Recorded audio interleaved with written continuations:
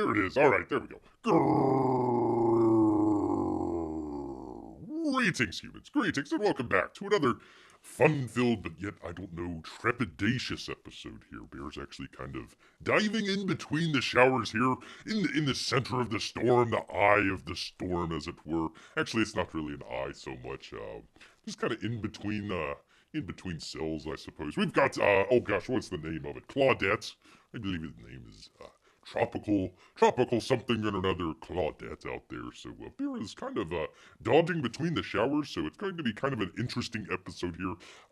If Bear happens to all of a sudden disappear all of a sudden for no apparent reason, probably either the electricity has went out or the internet has went out, or a combination of the both, or tornadoes came through and totally destroyed everything. So that's kind of the fun that we get here, and in the good old Florida here, got all these people kind of moving down. Oh, I'm gonna move down to Florida, get out of all the snow and blah blah blah blah blah. And then come on down here and find out that it's like 100 degrees outside with 110% humidity, and we also have hurricanes and alligators and the occasional bear out there trying to get to people. So it'll be kind of interesting to see how many of the newly transplanted people from up north take after a hot summer, and hopefully, knock on wood, hopefully we're not going to have a bad hurricane season. But you never know, people. You never know. So there we are. So anyways, we've got that going on. Gosh, we've got a whole bunch of things. You know what? I wish that Bear actually had a kind of a musical intro that he could have. I don't know, something kind of like early 90s rock or something like that. That would be kind of cool, nice little grunge and bass sort of deal. Some of the other live stream people actually have kind of their own little theme music and stuff like that. Bear actually needs some of that. He needs I don't know, where they have, like maybe like the late 70s kind of live bands that they would have, where they would have they'd be at the end of the show, and the main guitarist, and then he would get in, but then all of a sudden the bassist would come in, and then of course the drummer couldn't be outdone, so he's like, and of course, like, the main singer doesn't want to get outdone, so he's like, all right, thank you, Cleveland. And it goes on for like 25 minutes, and then, by that time, I mean, pretty much everybody's left or passed out or something like that. So, Andrew J says, opening theme, my better than Ezra. There we go. All right, there we go. Thank you, Andrew J. Thank you very much. So, anyways, was kind of thinking about that the other day. They actually had, I don't know. I was trying to, and we'll get into it in just a minute. There's a whole shebang going on with it, but I was trying to look at his box opening. Bear put up his box opening for the Battle Maiden book, and oh gosh, it's still the HDR, blah blah blah, yada yada yada. But it's decided, check that out late in the day, and Uncle E had his stream up, so I was like, all right, hey, let's check it out. It's like the first minute or so, like a 10-minute, freaking 15-minute long introduction, and they have like the, I don't know, what is that song? It's like, the turn around, that thing, and it's like, I think it was the, what was the one where they're flying around on the dragon and what? The never-ending story? I think it was that one, and it's like, can we get something that's not as, well, something that's at least, I don't know, in the past 30 years, maybe, Beer's experience doesn't go that far back, and kind of, very much, Pride Month approved that song. So, need a nice little hard rock introduction for World Bear, yeah. There we go. So, anyways, all right. Andrew J says, "Ooh, you got Battle Maiden Knuckle Bomb number 2." Yes, I do. Yes, I do. In fact, let me enough of this jibber jabber. Actually, I hope you guys like the. What do you guys like the thumbnail that Bear had here? Just kind of going through some different pictures that he had. But let me see. Let me get to the thing with the thing, and there it is. So there's Battle Maiden Knuckle Bomb.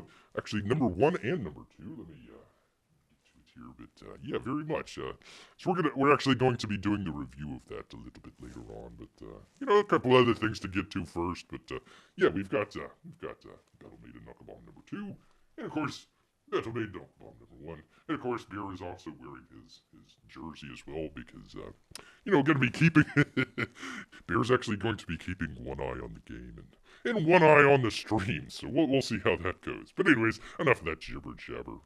Let me get back. Let me get back to everybody here. So click off of that and go back to the thing. No, not that thing. No, not that. There we go. There we are. So there's a nice little thing there. So yeah, we're going to be doing Battle Maiden in just a minute. So we'll find out about that. Turnaround, P Money says. Every now and then I get a little bit closer.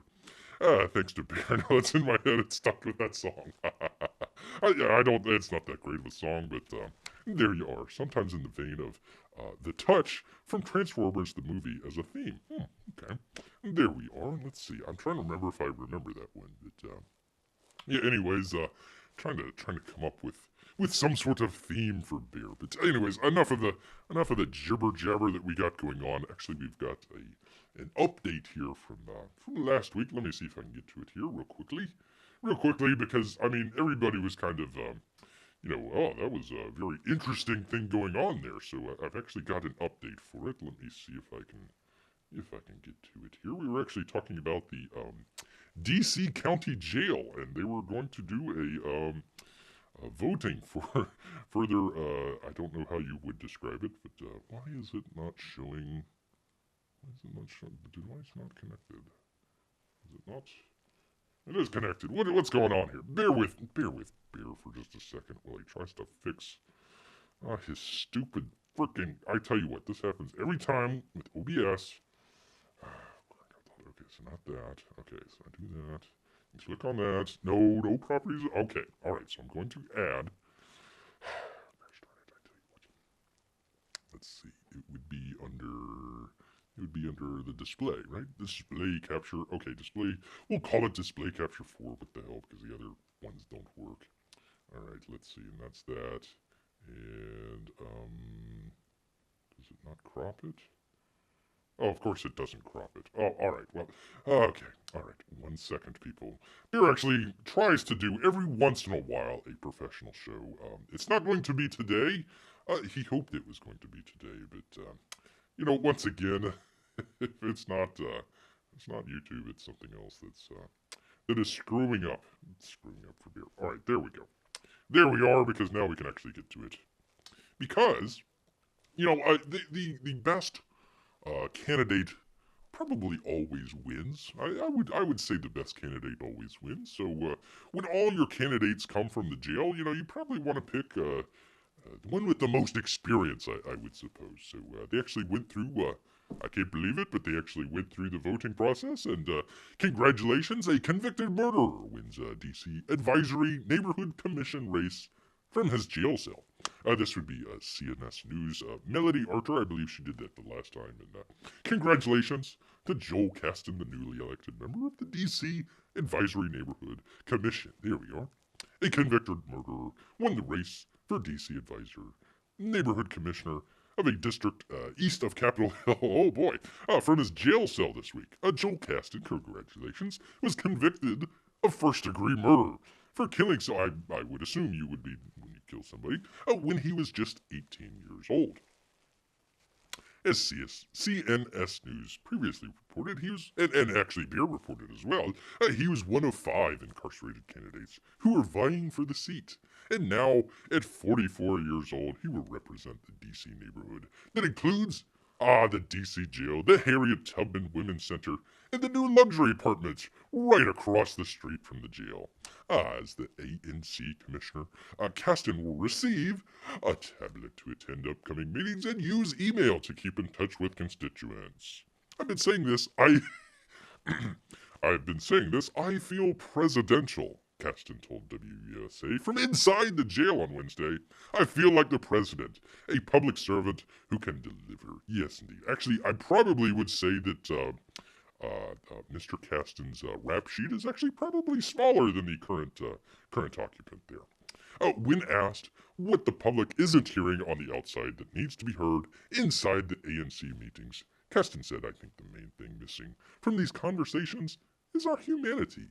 Unless you're, strangling the life out of another humanity. That would be kind of bad. Oftentimes, when we are incarcerated, we can lose the sense of a person's identity. Well, that's because you end up becoming a number. But that individual is still a human being, even though if you scrubbed out another human being's life. I can't live my life in the shadow. Well, neither can the person that you murder. I can't live my life in reverse. I have to be forward thinking, Kenton says. And moving forward allows me to keep my eye on what's most important. That's being the best person I can possibly be. Yes. Keston expects to be released from custody in the next few months. Oh my goodness. If he no longer lives in the district, he won't be allowed to represent the areas as the commissioner. Well, that would be kind of interesting. Would you actually have the first inmate that wants to stay in jail? You never know. Never know. I need to look after my people here in jail. He submitted a second look petition, which gives those who are incarcerated the chance to be released from jail or receive a new sentence after serving 15 years. Hey, just because you killed somebody, you shouldn't spend your entire life behind bars. God forbid we do capital punishment or anything like that. It also offers resentencing to those convicted of a criminal offense before turning 25. Yes, that's right. Because, even though you can vote when you're 18, you never know. Oh gosh, is killing people a bad thing? You don't really find that out until, after age 26 or 27 there. Bear was 20, probably 20, he's 29 now. So, he learned that relatively recently that you probably just shouldn't murder people straight up. So, there we go. I want to congratulate Joel Caston on first you get the city commission or county commission, and then you just kind of move your way up. He already says he's feeling presidential, and what's a convicted murder charge to keep somebody from 1600 Pennsylvania there. So congratulations, Joel Caston there. All right, let me get out of this and go back to your chats here real briefly. Let me do the thing with the thing and the thing. Before you do the thing, and why do I have 5 different display things up there? Why doesn't it work? I tell you what. Andrew J says, I bet he got the endorsement from Mary and Mary. Yes, there we go. He feels presidential. Maybe he should paint his place white to feel even more like the president. There we are. And he also says, P Money says, well, in his defense, Bear tries to eat the postman every day, and I don't. And let's see. And I don't bear in prison. I gotta read that again. Well, in his defense, Bear tries to eat the postman every day, and I don't bear in prison. I don't think there's bears in prison, I think is what he's saying. Great job, Joel, and happy Juneteenth. That's right. We gotta celebrate whatever the holiday is for today. So there we are. All right, let's see. They're not started yet. All right, so Bear can continue on because we actually got a couple, just a very few. It's not very many, so we're just gonna jump right through it real quick. Just a couple of there it is. Just a couple of updates here for you guys. Let me see. Just one real quick from Gary Shipman. If you got the Titan, which if you didn't, Bear can understand it wasn't cheap, but man, that'll look pretty good. Titan Mouse Artist Edition. Titan Mouse of Might Artist Edition. There we go. Whatever it is. The Titan Mouse Arts. Let me get a drink. I tell you. The Titan Mouse Artist Edition art files are now up to print. Try saying that 3 times fast. That's pretty hard. We are just waiting to approve the proofs, and then the book will be printed and shipped to me. Well, probably Gary. And then he says, I will start getting the book out to backers. And this is getting exciting. Thank you all, Gary Shipman. I think that's supposed to be a T and not a D. Exciting? I don't know. Anyways, we won't harass Gary on his spelling there. And very briefly, from Kyung Lee, we're going to talk about this in just a moment. Fulfillment is 95% complete. By the way, I just got to say, one of the best kind of, I don't know how you describe it, fulfillers? Uh, One of the best campaigns out there that get stuff out very quickly. I guess fulfillment. I don't know, something like that. Anyways, Kyung's got that down with like a science, so he's doing pretty good on that. He says, "Hey everyone, hope you're doing well." No, I'm not. Urgh. Yeah, it's okay. Except for the giant tropical whatever outside Bear's window. Just want to let you guys know that there are less than 100 packages left before fulfillment is complete. Once I get everything out tomorrow, that'll conclude the second and final week of fulfillment. So we got that out within 2 weeks. That's pretty good. And I plan on launching the Battle Maiden Knuckle Bomb #2 Standard Edition and Run Back campaign next week. He says probably on Tuesday, so circle that. Circle that on your calendar. The Runback perks will feature books from the previous campaign, namely the Premier Edition. Basically, what Kyung does is kind of put it out, and I'll show you in just a second. What he calls the Premier Edition, which is kind of the the regular version has what is it? Kind of a I guess newspaper stock paper where the Premier Edition has the more traditional comic stock, I guess. So he does kind of two different ones there. I guess the standard, or what do you call it? Yeah, the standard edition is kind of the one that's meant to be read and reread and reread, and the Premier Edition, and you keep it up on your shelf. But you know what? No, Beer doesn't do that. He reads through it. Reads through both, I guess. Let's see. But there will be a limited number of these perks available.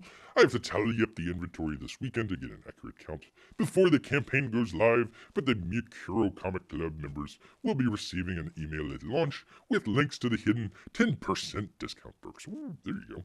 The club perks will also include an exclusive club trading card.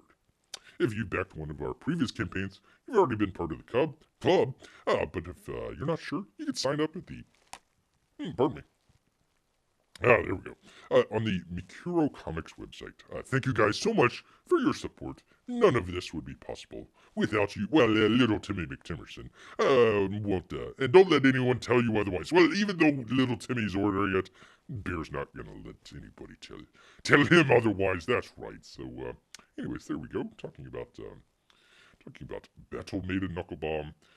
He's going to do the standard edition. Looks like he's doing it for 30 days. I hope he keeps it longer than that. But there you go. 30 days. Get your Battle Maiden. We'll go into the review in just a second, but without not going too much into it, go out and get it. Go out and get it. I don't know.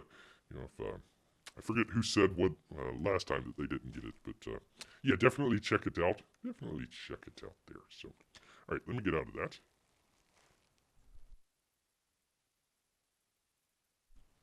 Oops, dang it. I always do that. There we go.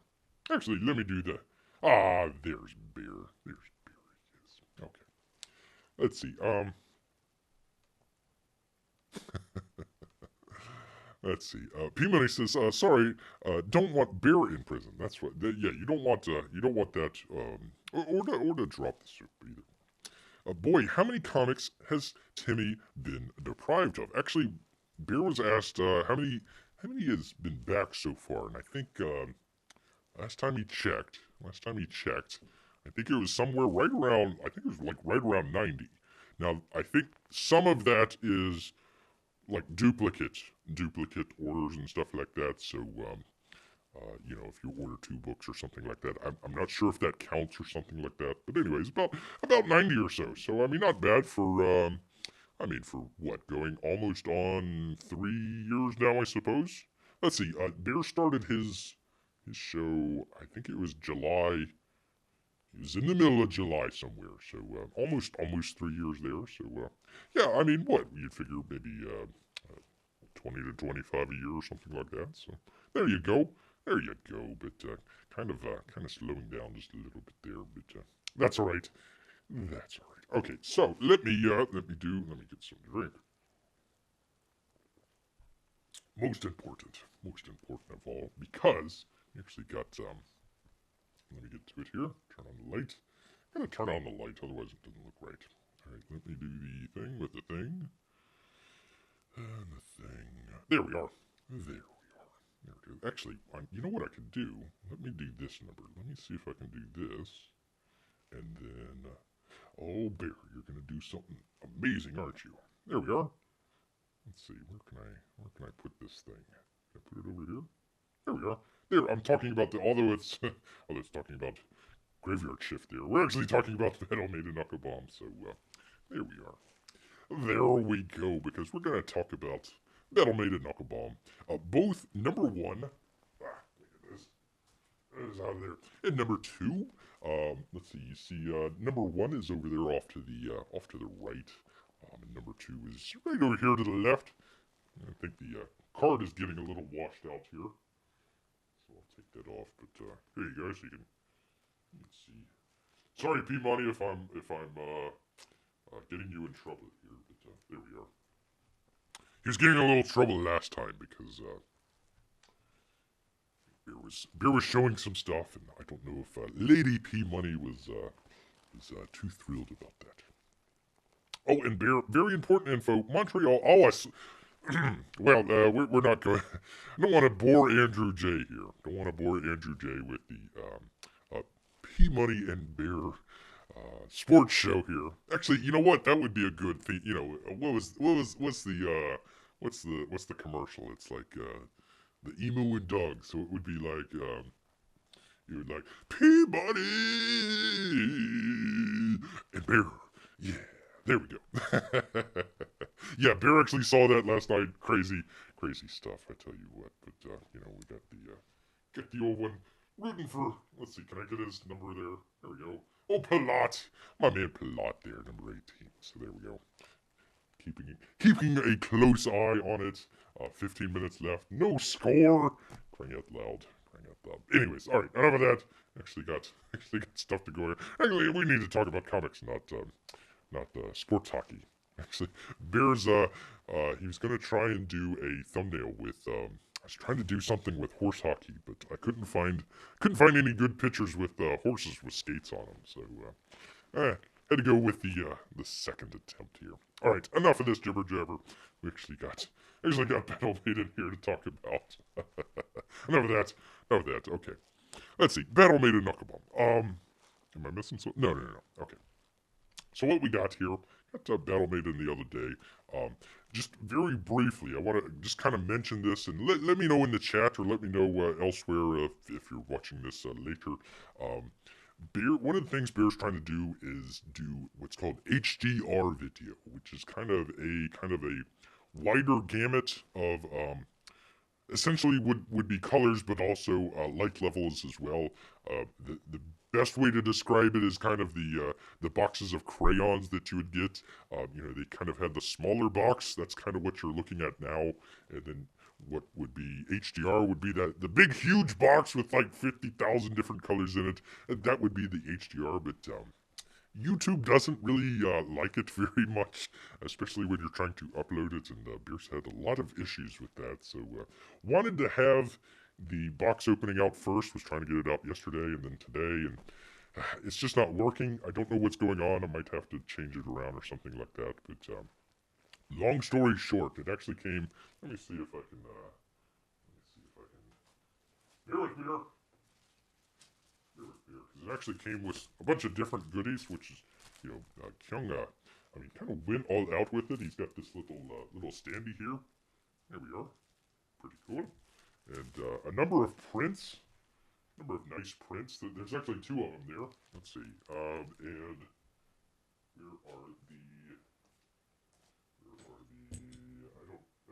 I don't have it right in front of Bear, but a number of cards as well. So, yeah, I mean, if you got this and all the swag that came with it, I mean, man, oh man, what a package, what a package deal that he was able to come out with. So, I hope some of that stuff is going to be coming in the, what should he call that, the standard version.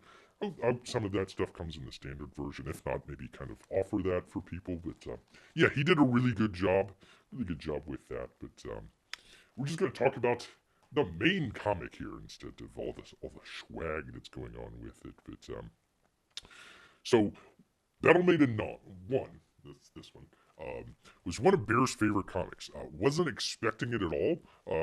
Not a not a manga fan at all. Hadn't really ever read a manga comic book before. If he had, doesn't remember it or anything like that. So the manga thing was very new to Bear. Kind of had to learn a couple things about it, but I guess the first big thing was that it was in black and white. It wasn't in color or anything like that. So it was all line work. So it really kind of depended on the quality of the artist and his artwork. To come through the page. You weren't hiding behind a bunch of, oh, look at all the colors. Oh, they were great and everything. So, yeah, that was one, and it started out slow. There's one thing about Battle Maiden Knuckle Bomb. First, I don't know, he divides them up into chapters. So you get 2 chapters a book. So each book, has 2 chapters in it, 4 total so far. So about halfway through the first chapter, it was a lot of setup. They were setting up a lot of the characters, a lot of the background story, a lot of the world building and such. So it took a little bit. Bear was kind of, oh, I don't know.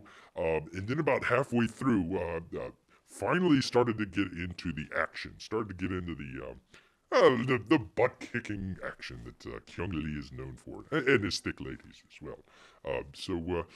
That took a little bit, but after that, the first book just took off. I mean, after that, it was just a kind of a freight train of just action and adventure and all that sorts of stuff. But he did have to, set the table a little bit. There was actually a bigger world out there than just kind of what Battle Maiden was going through and everything. So, it took a little bit of time for that. But once it got going, man, oh man, it got going. The other great thing about Battle Maiden, the first book, Battle Maiden's a great character. Don't get me wrong. There's nothing. Talk all day about Battle Maiden and kind of her character arc and everything. It's one thing to have a great main character, your title character. It's another thing to have a great main character battling a great villain, and that's actually what Battle Maiden Knuckle Bomb #1 had. Was the great, I think it was Berserker. I keep trying to say Beard Jerker, and all respect to Don Chen. No, it's not Beard Jerker. I think it's Berserker. A great, great, great character. Bear was trying to go back and kind of go through his noggin here, trying to remember, some of the great CG villains out there. Probably what was his name? Van Helsing from the first 2 Graveyard Shift 1 and 2. He was a really good villain. I like that. Let's see. But yeah, I mean, after that, Bear really has to think and scratch his head. Maybe you guys have some ideas out there, but it was kind of hard to come up with a great. You're always fighting against somebody, but I think actually I've got it right here. I'll show it in just a second. But Kyung had kind of a little artist book or kind of an expansion book that he was talking about, and in there he was talking about how great a character Berserker was and how great it was to write that character. Basically, the dialogue came out. If you read the book, it's a really interesting kind of dichotomy between how Berserker talks and how kind of Battle Maiden talks. What is her name? Saya. Saya, I think is her actual name or something like that. So, anyways, so they had. Yes, we do need a character called Berserker. I like that. Let's see. P-Money also says, my wife just saw the screen, and she says, well, on the bright side, you can't cheat on me with a 2D drawing. No, you can't. No, you can't. So, no, but I tell you what, both of these books are very good, and it's not, they're really good characters. I mean, sure, you can look at the pretty pictures and everything, but Battle Maiden is pretty well a very fleshed out, should I say that? A very well, very well fleshed out character there. Has the great character arc there. Also, Berserker as well has a great character arc. So, Battle Maiden Knuckle Bomb #1.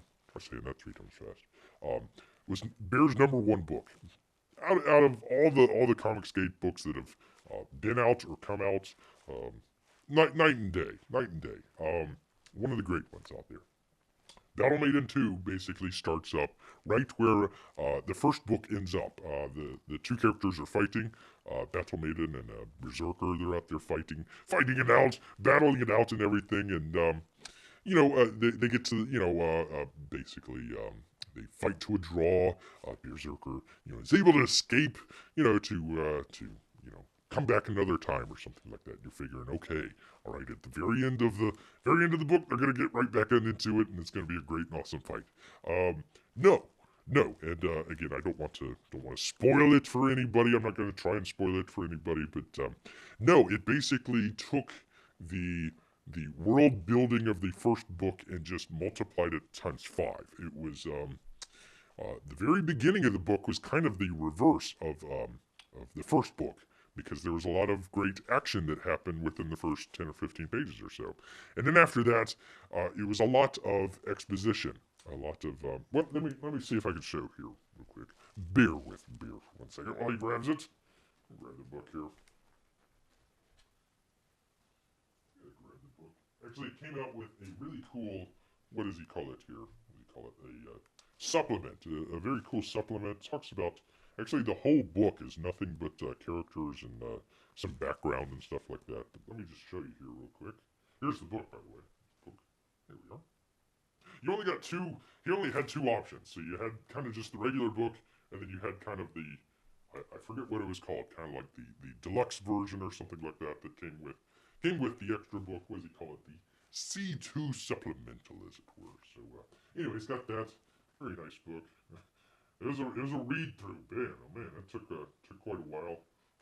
Anyways, it's got the different character. That's our new main bad guy. We'll get to that in just a second. But it talks about all the different. He likes the cards, so it's got all the different stats and stuff like that that's on there. I don't know. Can you guys hear me? Let me bring the over here. There we are. There we are. Didn't want to just be jabberjawing and nobody can hear. But anyway, so the whole book is nothing but characters and all that sort of stuff. So I'm going to show you here real quick if I can get to it. Oh, the claws just aren't what they used to be. There we are. Okay. So here is the entire. Let me see if I can get to them all. The entire Battle Maiden. Let's see if I can turn this on real quick. Get some better light. Is it on? There we go. There we go. So there's the entire cast of characters, at least in this book, as the past two books, of Battle Maiden Knuckle Bomb. I don't know. How many is that? A good 20? 25 characters there. So, let's see. There's Berserker right there. There we are. And then Battle Maiden right there. And then a whole bunch of other characters that, so, what happened? Let me get the microphone bigger. Sorry, people. There we are. So what happened was, I can't remember, did Kyung Lee ever offer the comic digitally? I don't think so. I don't think it was. Although, let me just say, just real quickly, to any of the comics geek artists out there, especially if you've gotten your second or third book or something like that out, one of the things that Bear did was actually go back and read the first book. It had been about a year. Since he had checked it out, so need a little bit of kind of a refresh course there. So I went back, checked out the first book, and then actually read this, which took a while. All the characters in there because just wanted to kind of refresh and kind of get to the idea and everything. I would suggest for any of the artists out there that are putting out book 2 or book 3, and their first book came out a year and a half. If you're the Red Rooster, 2 years ago. Well, actually, his book didn't even come out until just this year, but, if it takes 2 years or something like that, maybe have a very 2-page, 3-page kind of previously on the first book, here's what happened. If not that, maybe offer the digital comic, have it as a reduced quality so people aren't taking it and reprinting it and that sort of deal, but, Yeah, I think to be able to catch people up, especially if you don't have the first book or the first two books, and you're kind of jumping right on into the action in the second book or third book or something like that.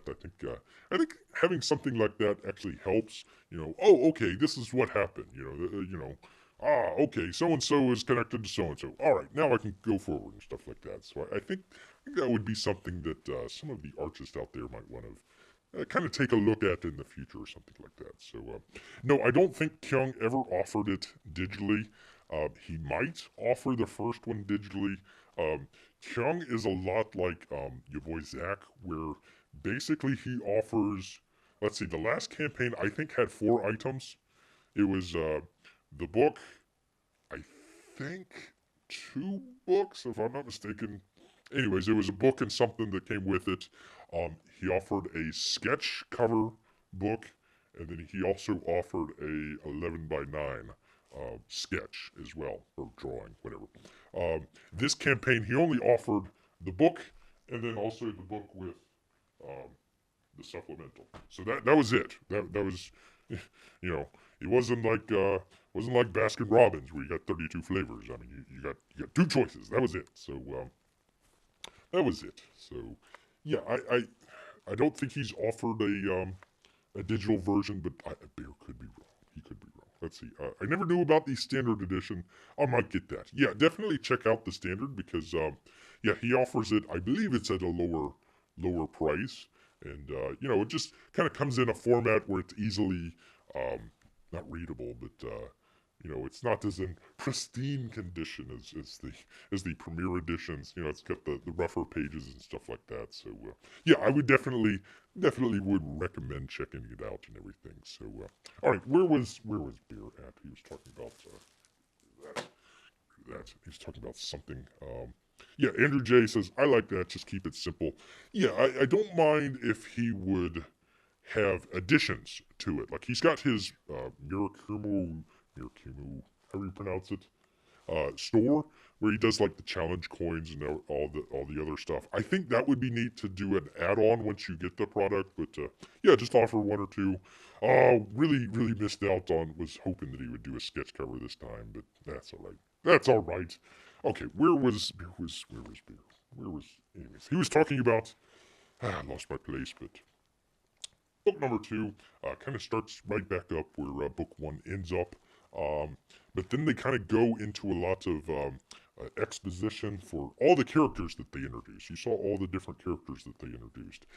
And that was kind of a downside to Bear because in the first book, they basically set it up. It's basically your super soldier type situation. So you get your normal person, your Captain America type, and then he gets injected with the sermon. In this case, her, and transforms into the superhero or whatever. So in the story for the first book, they were experimenting on different people, and it wasn't turning out right.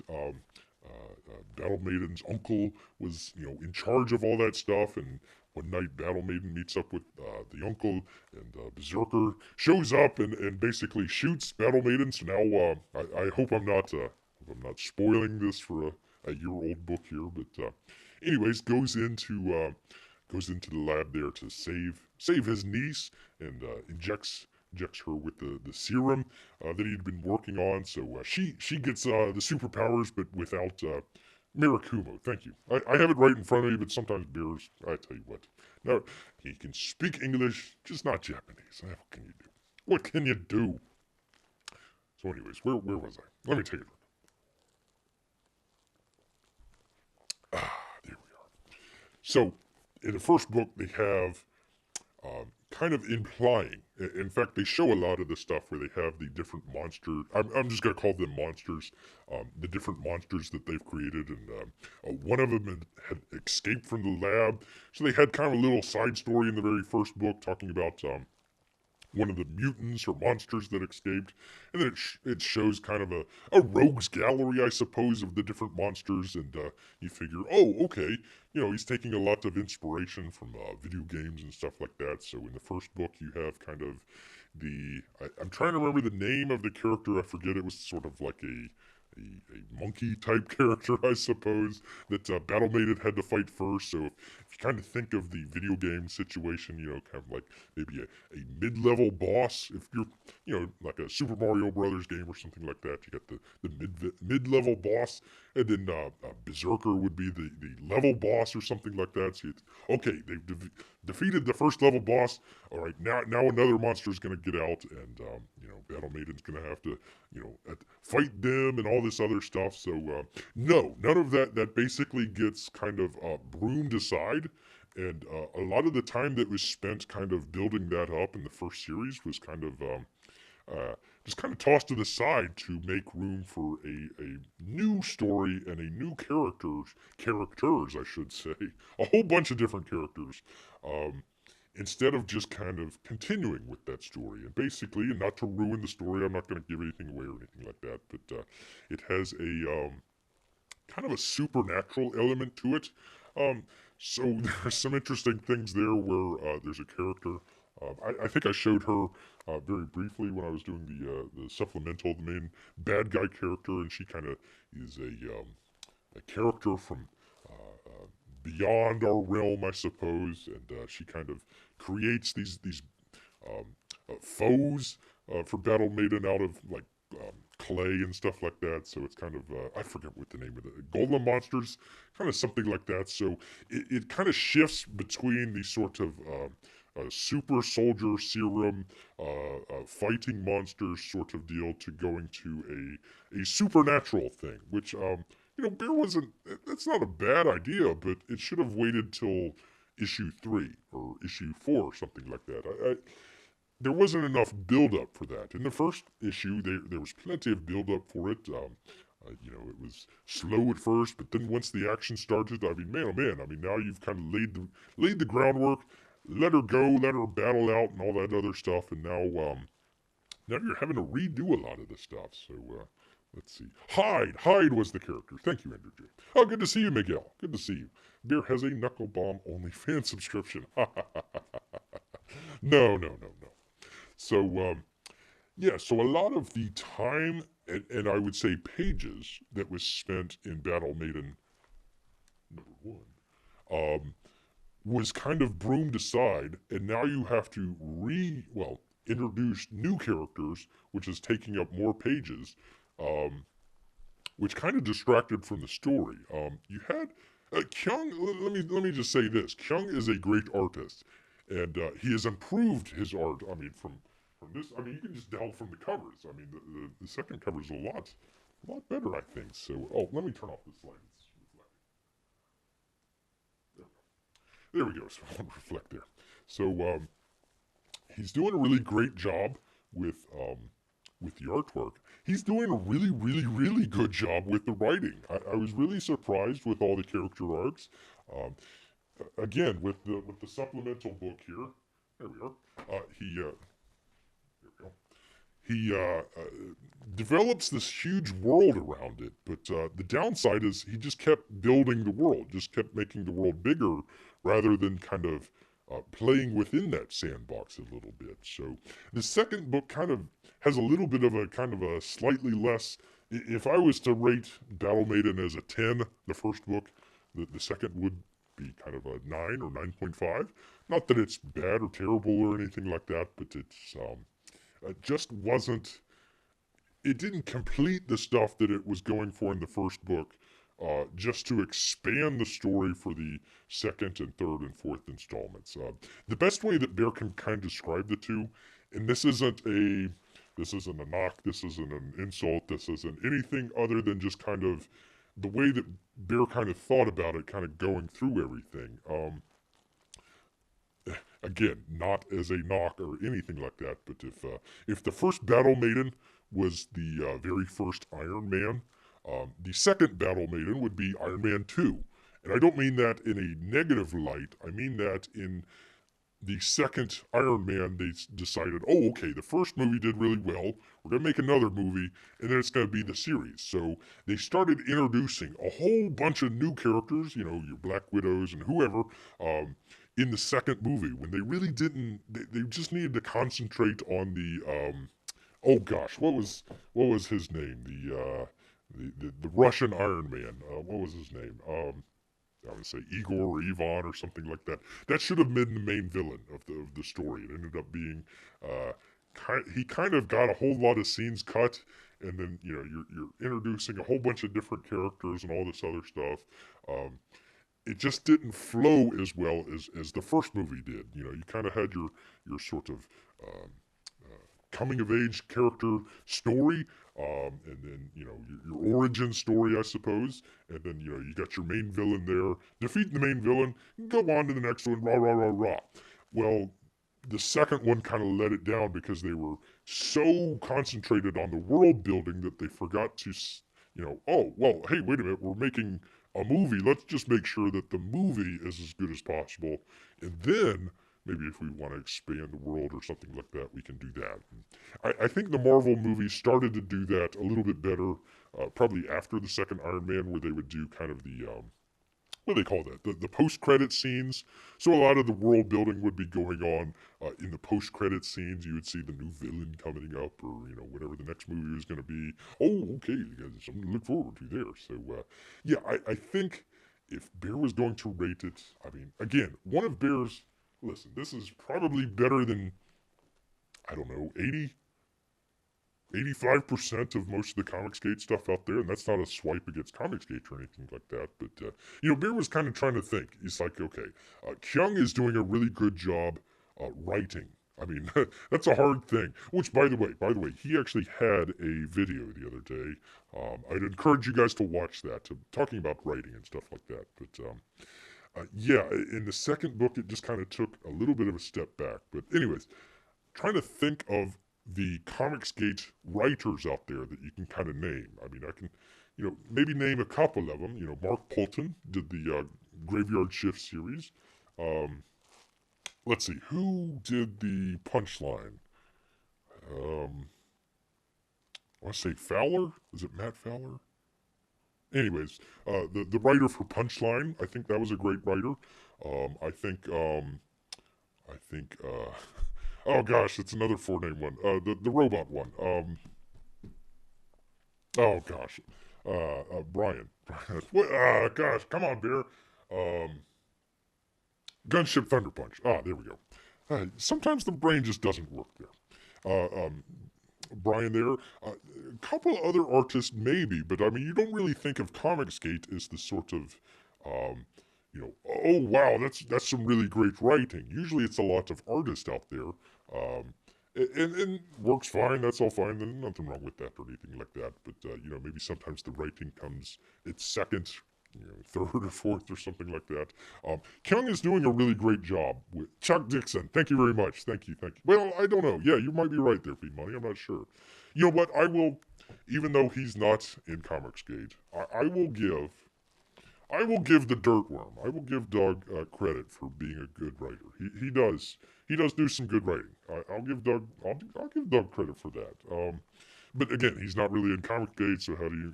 So anyways, yeah, I can't really think of that many great writers, and then combining a great writer with a great artist. Whether they're separate or whether they're the same people. So Kyung is doing a really good job with the writing. I just felt that, again, there was too many characters that was going on there. It kind of got muddled down. Every time you try and introduce a new character, you're kind of taking away a little, unless it's part of the momentum. Usually when you introduce a new character, you got kind of taking away just a little bit of the momentum there. Because you got to set up the characters. You got to spend, at least a couple panels, maybe a page or so. Okay, this is who this character is. This is why they do their thing. Yada yada yada. And I think Kyung did a really good job with that. It was just adding too many characters at a time. If he kind of went with the rogues gallery of the different monsters or mutants or something like that, and then maybe towards the end of the comics kind of hint towards this new, sort of ethereal character from beyond the not beyond the grave, but beyond the world. I think that would have worked out just fine. I think introducing it in, gosh, I want to say it was the fourth, what I'd call chapter. No, actually, I think it was at the end of the third chapter. They introduced basically went from kind of sort of corporate sort of espionage sort of stuff. They had different corporations in the very first book, and so it kind of felt like, oh, okay, this corporation versus that corporation, and this and that. It turns out that the corporation was working for, I don't know what you'd call it, the devil, I don't know, whatever. Uh, so it kind of took the things from a little bit more of a, I don't know how you would describe a young lady who takes a special serum and becomes a superhero as realistic, but kind of took it from the realistic realm to the kind of uh, you know kind of fantasy realm, I suppose. So it kind of was just, it wasn't a bad choice. It was just, I think it was a little too soon. I think you needed a little bit more with Battle Maiden going on, and then lead into it as like the third book or something like that. So, all right, let's see. I think Miguel says, I think it's a problem inherited from the industry. The independents have a limited number of editors to tell the story, while the industry can dictate comics only from Batman's prostate exam. That's right. Oh, wow. Coming soon. Batman's prostate exam. Batman's prostate exam.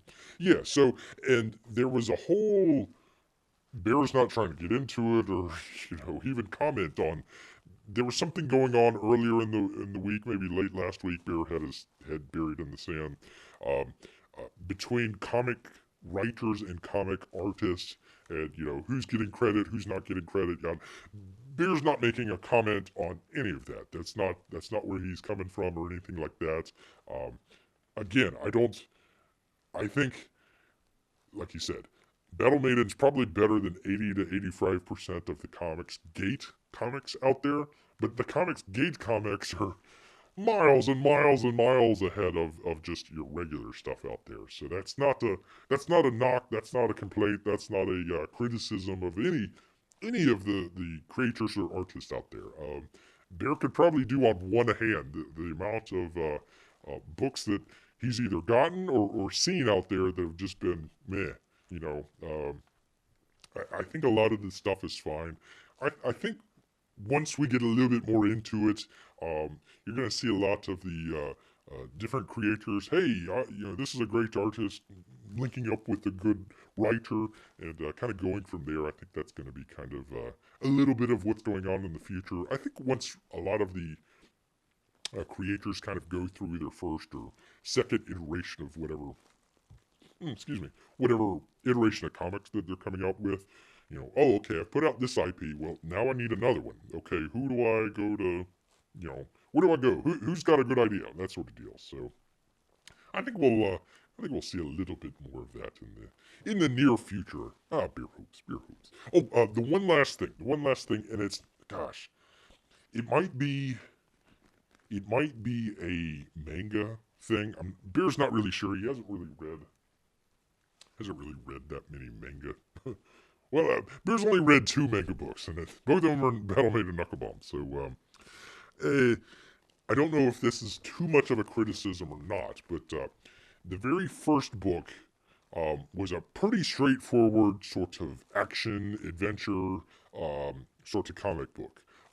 There were some elements of humor in there, but it was very, very few and far between. And not that that's a bad thing. It was just, this is the story we need to tell, and if we can tell a joke in here, that's great. But that wasn't the main focus. There's a lot more humor in this book. But it also kind of has this thing where he did it in the first book where Bear liked it, kind of transitioning from scenes or as a voiceover of some kind. They would have kind of the characters, but they would be kind of drawn in this sort of cutesy sort of cartoon way, and then they would have their little dialogue and they would be talking back and forth. That actually worked. That actually was fine. Bear liked that very much. It continues in the book here. Let me see if I can find it real quick, but it was switching back and forth in the panels between what I would kind of consider a serious looking character. You'd have your character in there, and then it would cut to the cutesy version of the character, and then it would cut back, it, displaying emotion. So if the character was embarrassed, or if the character was pretty much embarrassed or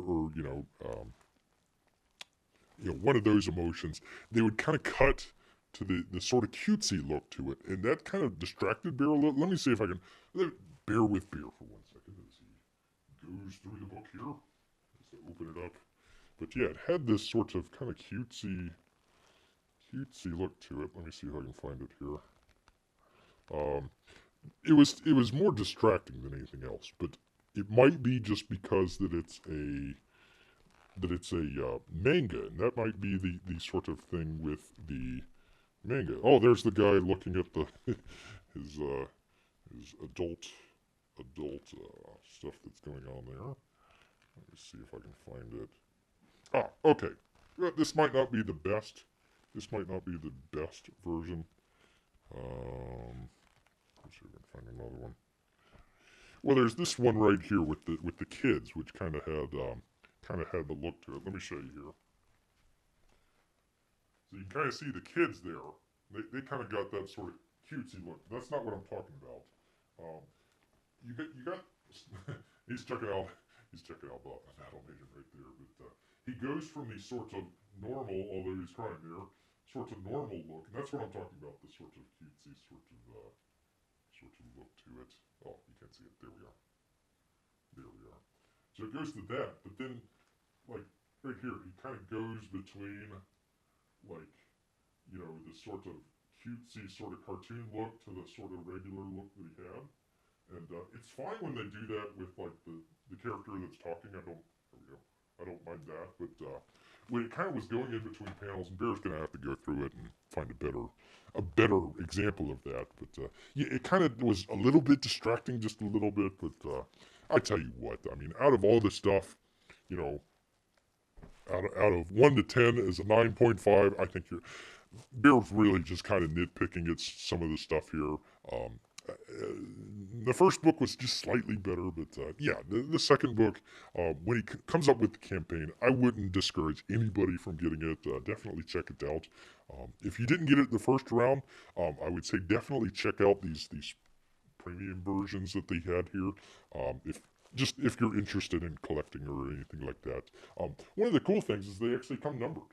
I don't know if you could see that up there, but they actually do come numbered, so that's pretty cool. Beer cups. Number 207. There we are. There we are. All right, let me go back here. See if anybody has anything to say. All right, let me get out of that real quick. And go back. Oh, that doesn't work. Oop, there we are. There we are. All right. LOL, I'm saying Battle Maiden is Iron Man 2 in the nicest possible way. No, seriously, just based on the amount of characters that they were introducing. Not trying to do apples to apples of the movie. I mean, a lot of people have some very very divisive things about that movie, and that's fine. There's nothing wrong with that. Again, the main thing Bear considers wrong with that movie is they just added too many characters. They just flushed it with too much stuff. Kind of the equivalent of, I guess I would say, the Batman versus Superman movie where they just like introduced Wonder Woman. Just okay, here's Wonder Woman. Oh, here's the bad guy. Blah, blah, blah. Yeah, okay. Whatever. You really needed to kind of ease into that and kind of maybe get a movie of Wonder Woman first before she kind of comes in. So maybe, well, I don't know. I don't know which one would be worse to compare it to. Would it be Iron Man 2 or would it be Batman versus Superman? I don't know. But anyways, just trying to compare adding too much world building without playing in that sandbox. I think that's where he kind of ever so slightly dropped the ball there. Let's see. I haven't seen much promotion of other creators on YouTube lately. Well, Bear does his part. Bear does his part. Try to do campaign reviews or different book reviews or that sort of deal. Box openings, all that good stuff. But as far as other artists and whatnot, yeah, usually they've kind of stuck with their own clique sort of deal. One of the cool things I didn't realize, or forgot, I should say, on the first Battle Maiden, he did he did a what do you call that? The artist we send him in. Oh gosh, come on, brain, think for a second. Um, anyways, a number of different art, the fan art. Gosh, I tell you what, one of these days I'll do a professional show. So there's a number of people that sent in fan art. One of them was Siege. I didn't realize. Hashtag under siege. I didn't realize she was. Didn't realize she'd sent one in. So there we go. So yeah, I think a lot of them are just kind of sticking to their own little cliques and everything, and are afraid to kind of go outside of their bounds and whatnot. I mean, early on, you can pretty much go to Uncle Lee's channel, and then he would have all these different. Wouldn't have ever known about Battle Maiden Knuckle Bomb if it wasn't for Uncle Lee. And hell, you can go down the list. Wouldn't have known about Mike Miller. Wouldn't have known about, da da da da da da da. So, yeah, I wish there was a little bit more of that. Although I would exempt, I would exempt Uncle Lee from that because his book is hella light, and it needs to. I think that needs to be the priority rather than trying to do the 25-minute introductions to his videos there. Turn around. I don't know the rest of the song, but I remember the turnaround part. All right, let's see. Miguel says that is the chibi style. They use it a lot of manga and anime. Okay. Well, the only thing that Bear saw was that it was just jumping from panel to panel back and forth. That was Bear's only thing. I guess it's an emotional thing. I don't know, but there you are. Again, it's minor, nitpicky. Hey, I haven't seen that before, so it scares and frightens me. That sort of deal. But otherwise, it was fine. Otherwise, it was fine. Didn't have a problem with it. Okay, gotta head out, Bear. Talk to you soon. Well, thank you, P-Money. I'm glad to have you here. As always, let me see. Oh, it's 9:02. Oh, what's the score? Forget this. Still nothing and nothing. I tell you what. So, all right. Well, yeah. I think with that, we're probably gonna go ahead and wrap it up. Let's see. Did I get to everything? Did I get to everything? Yeah. We got everything. We got our musical intro, the jail update, the campaign updates, the review that we got going on. So yeah, all that great stuff. We always try to do fun stuff for you here. So all right. See Sonic Boom Squadron and YouTube. Okay, all right. Let me write that down. Sonic Boom Squadron.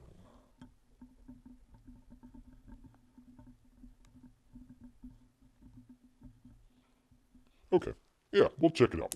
Thank you for the advice, Miguel. It's good to see you here as well. Good to see Andrew J. Good to see everybody else here. Do appreciate you guys coming by. We try to do this every Wednesday and Saturday. Whether or not there is a tropical system outside or not, we try to get to the show here. Anyway, so it's great to have you guys here. Maybe if they do the auctions, maybe see you guys over there. If not, we'll see you here the next time, because you know what? All this jibber jabber, it's made Bear hungry, so he's gonna head back into the woods. So until next time, people. Grrrr.